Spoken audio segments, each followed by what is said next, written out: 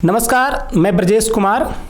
आज हम सब यहाँ सत्य बहुमत के इस प्लेटफॉर्म पे एकत्रित हुए हैं। हमारे साथ लीगल फील्ड और सोशल फील्ड दोनों तरह के लोग एकत्रित हैं और आज इस अवसर पे हम एक बहुत ही चर्चित और बहुत ही ज़रूरी मुद्दे पे चर्चा करने के लिए एकत्रित हुए हैं। जैसा कि आप जानते हैं, देश के 4 राज्यों में अभी हाल फिलहाल में विधानसभा के चुनाव संपन्न हो गए हैं, लेकिन 3 राज्यों में मुख्यमंत्री के चयन पे और लोकतंत्र में इसमें कि कौन मुख्यमंत्री होगा, इस पे वोटिंग के बाद मंथन हो रहा है। तो जनता ने आखिर क्या चुना था और अब किसके चुनने की बात हो रही है कि मुख्यमंत्री किसे बनाया जाए। तो जनता ने क्या चुना और कौन लोग तय कर रहे हैं कि मुख्यमंत्री किसे बनाया जाए, इन सारे मुद्दों पे आज हमसे चर्चा करेंगे।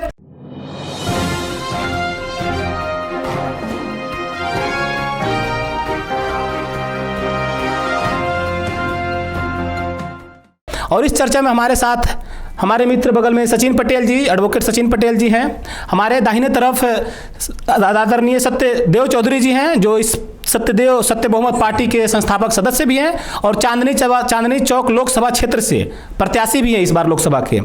तो मैं सबसे पहले शुरुआत करूंगा, हमारे बगल में सचिन जी हैं, इनसे जानना चाहूँगा कि अभी तक जो 3 राज्यों में सीएम का फेस डिक्लेयर नहीं हुआ है, तो इन पर इनका क्या कहना है और लोकतंत्र को इस सीएम फेस से कैसे जोड़ा जाए कि लोकतंत्र की ये हत्या है, जनता के मत का सम्मान है या नहीं, इस पे अपना विचार रखेंगे। तो सचिन जी, आप इस पे बताएं, क्या ये जनता के बहुमत का, जनता के मत का सम्मान है? धन्यवाद ब्रजेश जी, मुझे मौका देने के लिए। ये जो 3 राज्यों में भारतीय जनता पार्टी ने अभी तक मुख्यमंत्री का चेहरा नहीं बताया है, कोई ये नहीं बताया कि कौन आदमी मुख्यमंत्री होगा, ये अपने आप में एक लोकतंत्र का मजाक है। ये बहुमत का मजाक है। जनता ने अपना काम किया इनको बहुमत देने का, और ये मुख्यमंत्री नहीं बता रहे हैं। ये जो डेली प्रोसीजर का काम है, डेली प्रोसेस जो सत्ता का है, उसमें कितनी रुकावट आ रही है और कितना जनता के काम में कितनी दिक्कत आ रही है, ये समझने वाला कोई नहीं है। दूसरी बात ये कि ये पूरा प्रॉब्लम हो क्यों रहा है।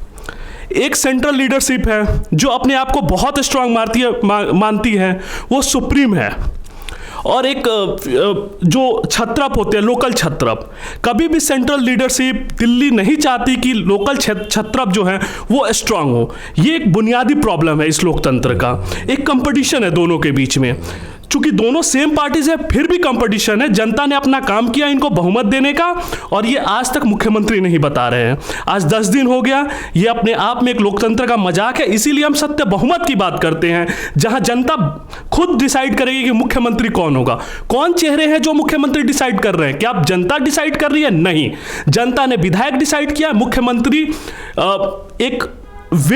एक कर्टन के पीछे से डिसाइड हो रहा है कि कौन मुख्यमंत्री होगा, जो कि एक मजाक है।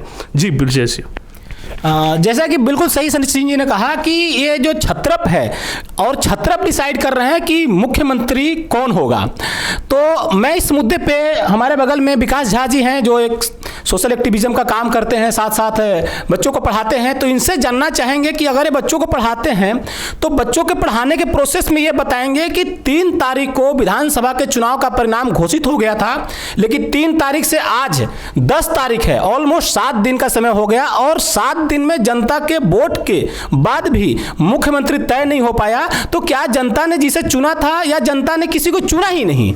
तो इस पे विकास जी बताएंगे कि जनता ने बहुमत दिया किसे और जनता ने कैसे बहुमत को समर्थन कर रही है, और जनता बहुमत डिसाइड करना भी चाहती है या नहीं करना चाहती। इस पे विकास जी अपना राय रखें। तो विकास जी, आप देखिए एक बार। जी ब्रजेश जी, धन्यवाद, और यहाँ पे आए हुए सारे लोगों को मेरा नमस्कार।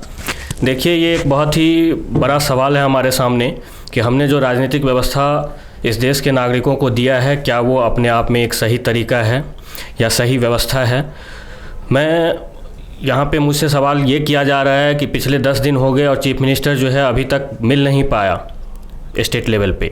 मैं कहना चाहूँगा कि देखिए, ये सब तो एक छोटी बात है। सबसे बड़ी बात ये है कि इतने सालों से मैं सरकार बना रहा हूँ सेंटर में, और जब सेंटर में जो बेस है हमारा, यहीं से इंडियन पॉलिटिक्स जो है उसमें 3 टायर है।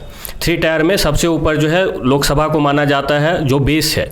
फिर फेडरलिज्म में सेंटर और स्टेट जो आता है वो आपका स्टेट लेवल पे है, सेकंड लेवल पे, और फिर आता है पंचायती राज।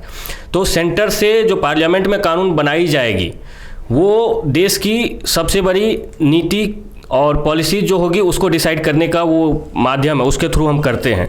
और वहाँ जो सरकार बनाने का तरीका है वही भ्रष्ट है। तो फिर स्टेट लेवल पे हम जो सरकार बना रहे हैं वो कैसे सही होगा?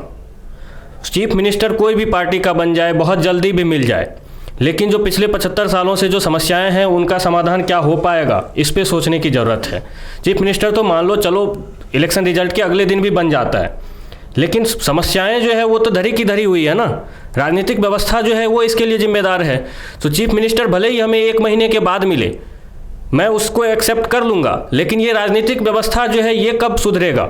यहाँ पे पॉवर्टी जो है, इनइक्वालिटी जो है वो बढ़ती जा रही है, गंदगी जो है आपकी सोसाइटी में बढ़ती जा रही है, पॉल्यूशन जो है आप सही से सांस नहीं ले सकते हो, एजुकेशन सिस्टम जो है, यहाँ आपके देश के बच्चे जो है बाहर जाकर के दूसरे देशों में पढ़ाई कर रहे हैं, आपके पास उच्च कोटि की एजुकेशन सिस्टम नहीं है, उस स्तर की एजुकेशन नहीं है।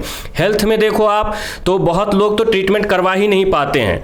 जुडिशरी की बात करो तो सुप्रीम कोर्ट में आप जाओगे तो एक आम आदमी केस ही नहीं लड़ सकता है, इतनी ज़्यादा इन्फ्लेट हो रखी है प्राइस। ये सब बहुत बड़ी समस्या है, इस पे विचार करने की ज़रूरत है। और रही बात जो सवाल मुझसे पूछा गया है, जी देखिए ये तरीका बिल्कुल गलत है, मैं इस तरीके को सही नहीं मानता हूँ। जो जनता को डिसाइड करना चाहिए कि चीफ मिनिस्टर कौन होगा, और ये तो एक बहुत ही बड़ी विडंबना है कि 10 दिन के बाद भी जनता के पास उनका जो है लीडर नहीं है। मैं इसको पूरे दिल से क्रिटिसाइज करता हूँ, इस व्यवस्था का विरोध करता हूँ। ब्रजेश जी धन्यवाद। बिल्कुल आपकी बातों से सहमत हैं विकास जी। जैसा कि आपने कहा कि देश में बहुत सारी समस्याएं हैं, बेरोजगारी है, जनता कोर्ट तक नहीं पहुंच पाती, गरीबी है, भुखमरी है और अन्य मुद्दे हैं। तो इसी मुद्दे पे हम बात कर रहे हैं कि जब 7 दिन से कोई सरकार ही नहीं है, तो जिस जनता ने उस सरकार को पूछा, आप उसी जनता के सवाल उठा रहे हैं। तो उस जनता को भी एक बार सोचना चाहिए कि आपने जब मुख्यमंत्री के लिए 3 तारीख को वोटिंग कर दी, आपने ये दर्शा भी दिया कि किसको कितना वोट दिया और कौन सरकार बनाने लायक है। तो 7 दिनों तक अभी तक डायलेमा क्यों है? और जब 7 दिनों तक डायलेमा है तो प्रशासनिक अधिकारियों पर निगरानी कौन रखेगा? इस मुद्दे पे मैं खास करके चाहूंगा, बगल में हमारे विकास जी हैं, विकास श्रीवास्तव जी, जो खास करके सोशल मुद्दों पे अपना बात रखते हैं और गरीब जनता के बीच जाते हैं उनका मत जानने के लिए कि वो जो वोट कर रहे हैं उनका वोटिंग पैटर्न क्या है और वो किस आधार पर वोट करते हैं। तो विकास जी प्लीज आप बताएं कि जनता ने जो वोट किया, क्या उसके वोट का सम्मान हो रहा है और क्या जनता हकदार है इस बात को कि आप जिसको मुख्यमंत्री के लिए वोट कर रहे तो ना मुख्यमंत्री है ही नहीं, तो आपकी सुनवाई करेगा कौन? आप एक बार बताएं, जनता इसमें दोषी है या नहीं? जी धन्यवाद ब्रजेश जी। आज हम बहुत अच्छे मुद्दे पे बात कर रहे हैं। इस लोकतंत्र का चुनाव हम लोग बोलते हैं कि महोत्सव होता है, और इस लोकतंत्र के महोत्सव से हमें एक अच्छी शासन प्रणाली, शासन व्यवस्था मिलती है। लेकिन जो वाकई एक जो दोष निकल के आ रहा है वो बिल्कुल सबके सामने है कि 7 दिन हो गए हैं, 7वां दिन है शायद आज। 7वां दिन, बिल्कुल जी जी जी 7वां दिन है, बिल्कुल 7 दिन हो चुके हैं लगभग ऑलमोस्ट। हाँ जी। तो इन 7 दिनों में तो हर चीज़ का नुकसान है। शासन व्यवस्था, प्रशासन व्यवस्था अभी कुछ भी डिसाइडेड नहीं है, तो वाकई कैसे चल रहा है ये तो भगवान जाने किस तरीके से हो रहा है और कौन इसका लिए जिम्मेवार है। लेकिन जनता दोषी नहीं है, मैं समझता हूँ। ये राजनीतिक व्यवस्था ही हमारी ऐसी है जिसमें ये हमें इस तरह के दोष निकल के देखने को मिल रहे हैं। वो राजनीतिक व्यवस्था ये है कि लोगों ने वोट दिया, लेकिन अब आप सवाल है कि बहुमत, अगर बहुमत हम समझते थे पहले, ये समस्या आती थी कि चुनाव हो गए, बहुमत जनादेश स्पष्ट नहीं है, खंडित जनादेश है, और इन सब से ऊपर के अब एक तीसरी बात ये आ रही है कि जनादेश चुनाव भी हो गए, आपको जनादेश भी पूरा प्रचंड बहुमत मिला हुआ है, लेकिन मुख्यमंत्री का पता नहीं है। कमाल है। मतलब ये बहुमत के अगला आगे का सवाल है। तो ये इसको मैं यही समझूंगा कि अगर ये वाकई इसका समाधान भी है, कि समाधान पे बाद में बात करेंगे, पहले समस्या को और इसको थोड़ी गहराई से जांच ले कि ये जो बहुमत मिलने के बावजूद भी क्या चक्कर है। ये तो कहीं ना कहीं जो आप अभी पटेल जी ने कहा कि इसका कंट्रोल सेंटर से जो है वो नहीं चाहता, सेंट्रल की आला कमान की क्षेत्रीय नेताओं का वहाँ पे कोई वर्चस्व प्रभाव बने, जिससे उनकी कहीं ना कहीं ताकत कम होती है वहाँ पे। तो ये बात, इन बातों से मतदाताओं का कोई लेना देना नहीं है। पटेल जी मैं बताऊं, मतदाता तो ये चाहता है कि हमसे वोट, हमारे सामने चुनाव हुआ और हमने अपना मत दिया, हमारे को अच्छी सरकार मिले, बहुमत भी स्पष्ट आ गया। लेकिन ये सब कहीं ना कहीं ये धनबल और बाहुबल का जो है ना, वो प्रभाव दिखता नजर आ रहा है। ये मतलब कि यहाँ से पर्यवेक्षक भेजे जाते हैं, पर्यवेक्षक डिसाइड करेंगे तो फिर जनता ने किसको वोट किया? तो ये पर्यवेक्षक ये डिसाइड ही करना था, तो चुनाव क्यों करवाया आपने?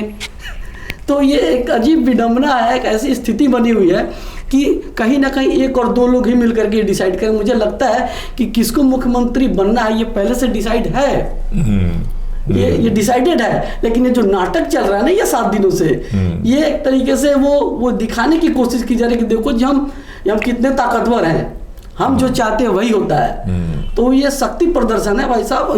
ये बताया जा रहा है कि 2024 का जो लोकसभा चुनाव होगा, ये समझ लो कि ये आपका, ये मतदाताओं का इसमें कोई महत्व नहीं है। हम जो चाहेंगे वो होगा, चाहे किसी भी लेवल पे हो, ईवीएम लेवल पे हो या किसी भी तरीके का, या डिस्ट्रिक्ट लेवल पे, चाहे वो आरओ को मैनेज करना हो। देखिए एक चीज मैंने भी देखा, नोटिस किया, जो जीत हार के जो 3 राज्यों में है चुनाव के, बहुत कम अंतर है। मतलब मुश्किल से 1-2% पे 50-50 सीटों का फासला है, 1-2% का डिफरेंस और सीटों का फासला 50।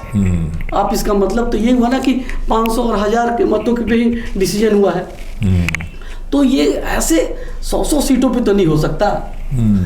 तो ये सारी चीजें हैं, वो समझे कि बाहुबल धनबल का है। अब आ रहा हूँ समाधान। यदि इस बात का हम उत्तर इस तरीके से निकाल सकते हैं कि ये अगर चुनाव कराने से पहले ये बहुमत स्पष्ट हो जाता कि वोटों के बहुमत से सरकार बनेगी, तो पार्टियां मुख्यमंत्री पहले सामने डिसाइड करती, उम्मीदवार अच्छे उतारते और अपने प्रोग्राम भी अच्छे देता, उस आधार पे वोटिंग होती और चुनाव के होने के मतगणना के ठीक जस्ट बाद ये डिसाइड होता है कि हमारा मुख्यमंत्री कौन बनेगा और सरकार किसकी बन रही है।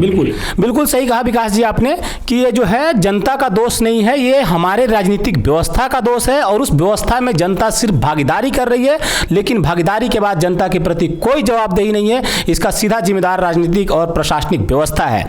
इस व्यवस्था पे हम बात करने के लिए एकत्रित हुए हैं और हमारे साथ दिल्ली यूनिवर्सिटी के एक छात्र भी हैं जो लॉ के छात्र हैं, और अर्जुन जी से हम जानेंगे कि जब इनको पढ़ाया जा रहा है अपने लोकतंत्र की किताबों में और लोकतंत्र के लिए जो हमारी खास करके जो इनकी कॉन्स्टिट्यूशनल की बुक्स है, कॉन्स्टिट्यूशनल लॉ की, तो उसमें रिगार्डिंग ये बात करें और बताएं कि आखिर जो है इसमें कहां प्रॉब्लम हो रही है कि 7 दिनों तक 3 तारीख के चुनाव के मतगणना के बाद अभी तक मुख्यमंत्री का मतलब चयन नहीं हो पाया है। तो इसमें कहां लूप होल है?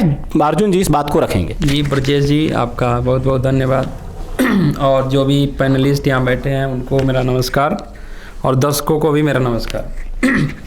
देखिए, ये जो आप कह रहे हैं कि जनता इसके लिए जिम्मेदार नहीं है, मैं मानता हूँ कि जनता ही इसके लिए जिम्मेदार है। क्या जनता को नहीं पता है कि वोटिंग सिस्टम कब से चल रही है? क्या जनता पहली बार वोटिंग करने आई है? जनता को नहीं पता है कि उनकी क्या क्या समस्याएं हैं?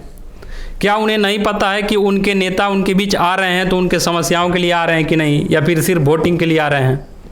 फिर भी आप वोटिंग कर रहे हो, और वोटिंग कर रहे हो तो किसको चूज कर रहे हो? देखिए, इसके लिए मैं मानता हूं कि जनता ही जिम्मेदार है। जब तक कि आप अवेयर नहीं होइएगा, इन चीज़ों को समझिएगा नहीं, जो लोग इन चीज़ों को जान भी रहे हैं ना, ऐसा मैं नहीं मानता कि लोग होशियार नहीं है, समझदार नहीं है। लोग समझ रहे हैं सब सारी चीज़ों को, और वो इसके लिए वही जिम्मेदार हैं। उनसे जाके कहिए कि देखिए ये आपके नेता हैं, आप इनको वोट दिए हैं, ये आपके लिए क्या कर रहे हैं, तो वो कहते हैं हम उनसे कोई लेना देना नहीं, हमारा काम था वोट देना, वोट दे दिए। तो सिर्फ आपका काम वोट देना है। क्या आप इस देश के प्रति जिम्मेदार नहीं हैं? इस लोकतंत्र के प्रति जिम्मेदार नहीं हैं? बिल्कुल आप जिम्मेदार हैं। देखिए, ये जो चुनाव होता है और मंत्री नहीं बने या देश का मुख्यमंत्री नहीं बना, ये कहीं ना कहीं एक बंदर बाट चल रही है। जैसे ही आप कोई सामान लेके जाते हैं बंदरों के बीच में, सब अपना अपना लेके भागना शुरू कर देते हैं। ये भी वैसे ही है कि हमको ये मिनिस्ट्री दे दो, हमको होम मिनिस्ट्री दे दो, तो हमको एजुकेशन मिनिस्ट्री दे दो, हमको फूड एंड सेफ्टी मिनिस्ट्री दे दो। तो ये कहीं ना कहीं एक बंदर बाट है, हॉर्स ट्रेडिंग है, करप्शन का बढ़ावा है। क्यों नहीं अभी तक सरकार क्यों नहीं बनी? जनता ने तो चुन करके भेज दिया ना। ये तो पहले डिसाइड होना चाहिए था कि मुख्यमंत्री कौन बनेगा। मुख्यमंत्री का चेहरा तो इलेक्शन से पहले सामने होना चाहिए। उस वक्त जनता ने क्यों नहीं सवाल पूछा कि मुख्यमंत्री हमारा है ही नहीं तो हम क्यों वोट देने जा रहे हैं? तो कुल मिला जुला कर बात यही है कि जनता को भी इस चीज़ को समझना होगा। जनता क्यों नहीं डिमांड कर रही है कि एक ऐसा लोकतंत्र हो जिसमें लोगों की भागीदारी हो, जिसमें लोगों के प्रति उनका जो कैंडिडेट है वो रिस्पॉन्सिबल हो, अकाउंटेबल हो, उनके समस्याओं के लिए वो खड़ा हो। तो ये देखिए, जनता को इस चीज़ को समझना होगा, जनता को ये मुद्दा उठाना होगा कि हम अपनी राजनीतिक व्यवस्था को कैसे बदलें। जब तक ये राजनीतिक व्यवस्था हम नहीं बदलेंगे, ये ऐसे ही चलते रहेगा, लोग अपनी समस्याओं से जूझते रहेंगे और कोई समाधान नहीं होगा। समाधान इसका यही है कि लोग जो है इस मुद्दे को उठाएं कि हम इस राजनीतिक व्यवस्था को कैसे बदलेंगे, और इसको बदलने के लिए जो सत्य बहुमत की विचारधारा है, मैं इससे सहमत हूँ। और एक बहुत ही अच्छी विचारधारा है सत्य बहुमत। सत्य बहुमत का विचारधारा ये है कि लोग जो वोट देंगे उनके वोटिंग परसेंटेज से ही सरकार बनाई जाएगी। वही चूज करेंगे कि कौन मिनिस्टर बनेगा, कौन मुख्यमंत्री बनेगा, कौन प्रधानमंत्री बनेगा, कौन होम मिनिस्टर बनेगा। तो आप सभी को इसके लिए बहुत बहुत धन्यवाद। जी अर्जुन जी, बिल्कुल सही कहा आपने। और जैसा कि हम देख रहे हैं कि हमारे इस पैनल में अलग अलग विचार हैं, अलग अलग लोग अपनी राय रख रहे हैं और ये बता रहे हैं कि कहीं ना कहीं इसमें जनता की भी भागीदारी है और जनता को सिर्फ ये कर्तव्य नहीं है कि वोट देने के बाद वो घर में सो जाए। तो कहीं एक तरफ विकास जी कह रहे हैं कि जनता की कोई दोष नहीं है, क्योंकि जनता का काम था वोट देना, क्योंकि उसने उसी प्रशासनिक व्यवस्था में, उसी व्यवस्था में वोट दिया।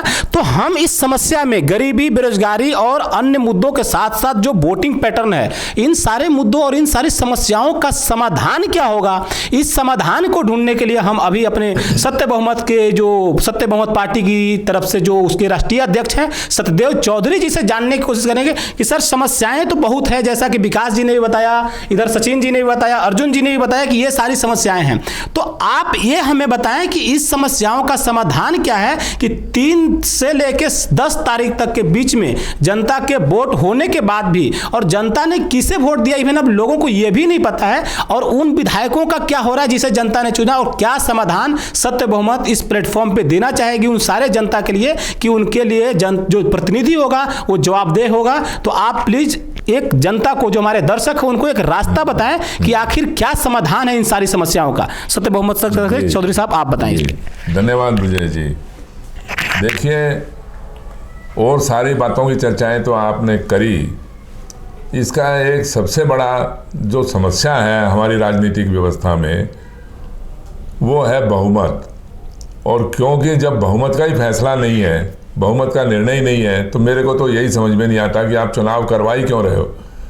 जब बहुमत का पता ही नहीं है कि बहुमत कैसे बनेगा, और चुनाव होने के बाद भी नहीं पता लग रहा है, चुनाव होने के बाद भी 10 दिन तक या 7 दिन तक आप यही निर्णय नहीं ले पा रहे हैं जी कि इसका मुख्यमंत्री कौन बनेगा या प्रधानमंत्री कौन बनेगा।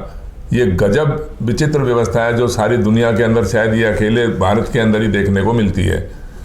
अब बात यह है कि इसका अगर फैसला करना है तो सबसे पहले तो बहुमत का निर्णय लीजिए, बहुमत की एक परिभाषा बनाइए।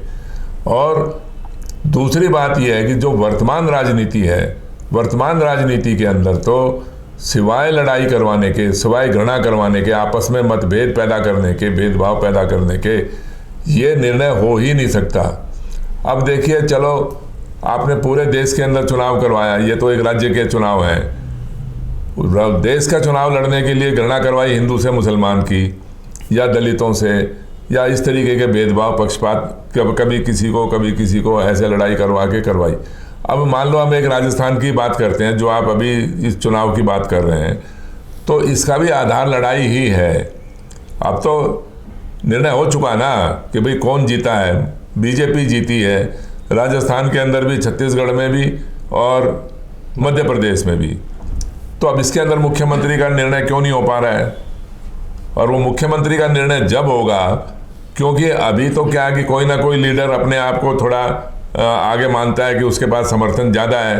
अब लेकिन लीडर तो डिसाइड करना है आपके आलाकमान ने, जो सेंट्रल कमीशन, जो सेंट्रल इनकी बॉडी है, हाई कमांड जिसको बोलते हो, डिसाइड उसने करना है। अब वो क्योंकि इनके ग्रुपों के अंदर लड़ाई नहीं हो पा रही है अभी तक, जब तक ये लड़ाई नहीं करवा देंगे कि किसी के अंदर भी, जो भी मान लो राजस्थान के अंदर 3, 4, 5 ग्रुप जो है सबसे अलग अलग बात करेंगे, उसको कुछ बोलेंगे, उसको कुछ बोलेंगे, उसको कुछ बोलेंगे, जब तक ये सारे के सारे आपस में लड़ने नहीं लग जाएंगे तब तक इसका फैसला होने वाला नहीं है। आप इस बात को समझ लीजिए जी। एक चीज हम सर आपसे एक भी जानना चाहेंगे, जैसे आपने बिल्कुल सही कहा कि आपसी लड़ाई, इसी पे हम जनता का ध्यान मतलब दिलाना चाहेंगे इधर कि राजस्थान के अंदर एक है बालकनाथ योगी और एक है वसुंधरा राजे।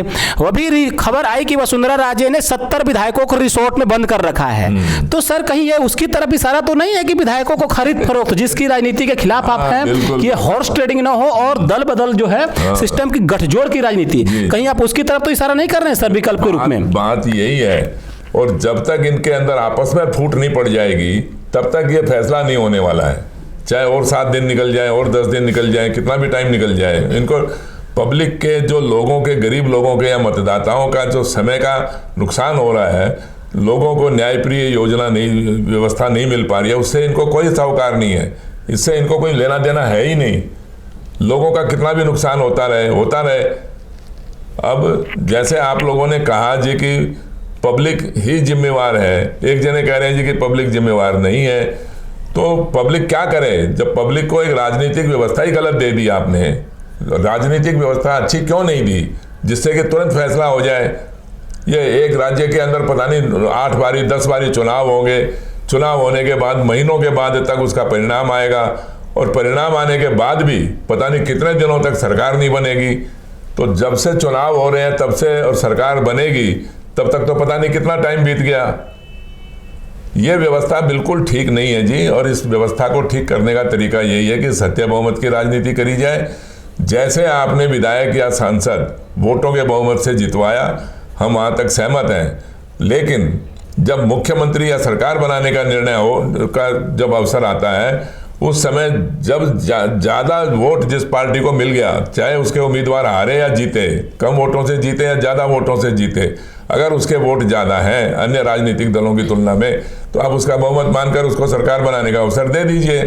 बहुत सीधी सीधी बात है। लेकिन आज के दिन जब तक इनमें आपस में खूब लड़ाई नहीं हो जाएगी तब तक ये फैसला होने वाला नहीं है, ये भी आप नोट कर लीजिए। बिल्कुल सही कहा सर आपने कि जब तक सिर्फ उटव्वल नहीं हो जाएगी, जब तक वसुंधरा राजे के विधायक रिसोर्ट से बाहर नहीं निकाले जाएंगे, आम जनता जो वोट दे के गायब थी उनको मेजोरिटी यानी बहुमत की परिभाषा ही जब नहीं पता है, जब उन्होंने बहुमत की परिभाषा ही संविधान के किसी भी अनुच्छेद में नहीं ढूंढा और सुप्रीम कोर्ट से लेके इलेक्शन कमीशन तक जब बहुमत की परिभाषा बहुमत को ही परिभाषित नहीं कर पा रही है, तो ये सिर्फ उटव्वल जारी रहेगा और आम जनता वोट देने के बाद भी ना जाने अभी कब तक अपने सीएम का इंतजार करते रहेगी। हम दोबारा मिलेंगे इस चर्चा पे जब फिर कभी हमारी मीटिंग होगी, और आप सबको इस पैनल में आने के लिए बहुत धन्यवाद।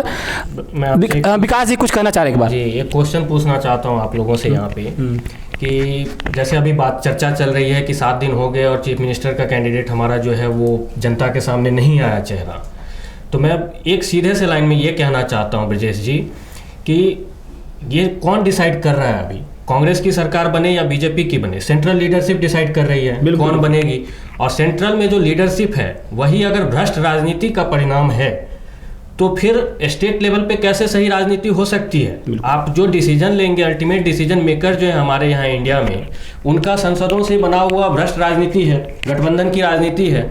वहाँ पे कुछ वोटों को खरीद फरोख्त करके कोई प्राइम मिनिस्टर बन गया, कोई होम मिनिस्टर बन गया, और वो पूरे देश की राजनीतिक व्यवस्था के बारे में डिसीजन ले रहा है कि इस स्टेट का ये चीफ मिनिस्टर होगा, इसका ये होगा।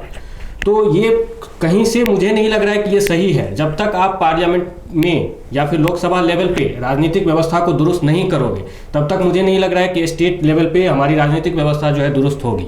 मैं तो इस बात को मतलब पूरी तरह से सहमत हूँ इस बात से कि ये पूरा ही भ्रष्ट राजनीतिक व्यवस्था है, इसे बदला जाए। बिल्कुल आप ठीक कह रहे हैं। ये धनबल और दबंगी दो ही एक मुख्य बातें आधार है इस राजनीति के, चाहे वो केंद्र के अंदर है या राज्यों के अंदर है। इसके अलावा और कोई बात ही नहीं है ये। बिल्कुल विकास जी, आपने सही मुद्दा उठाया। हमारे बगल में सचिन जी भी माइक लेना चाह रहे हैं, लेकिन हमारे पास समय की व्यवस्था है। हम अगली मीटिंग में जब बैठेंगे तो फिर से इस पर डिटेल चर्चा करेंगे, और हम अपने दर्शकों से भी आग्रह करेंगे कि वो कमेंट सेक्शन में इस बात को बताएं कि क्या बहुमत डिफाइंड है भारतीय कॉन्स्टिट्यूशन में, क्या सुप्रीम कोर्ट ने कभी इस बात पे चर्चा करी, क्या किसी वकील ने PIL डाली इस मुद्दे पे, और क्या इलेक्शन कमीशन इस बात को बताने के लिए आगे आ रहा है कि जिस जनता को आपने 3 तारीख को चुनाव करके बता दिया कि इस राज्य में कांग्रेस की बहुमत है, इस राज्य में बीजेपी की बहुमत है, सरकार सीटें ज्यादा आई है, तो उनको फिर सीएम फेस क्यों नहीं मिल रहा? इस पे आप जवाब लिखें, सवाल पूछें। आप सब दर्शकों का बहुत बहुत धन्यवाद, पैनलिस्ट का बहुत बहुत धन्यवाद। जी धन्यवाद।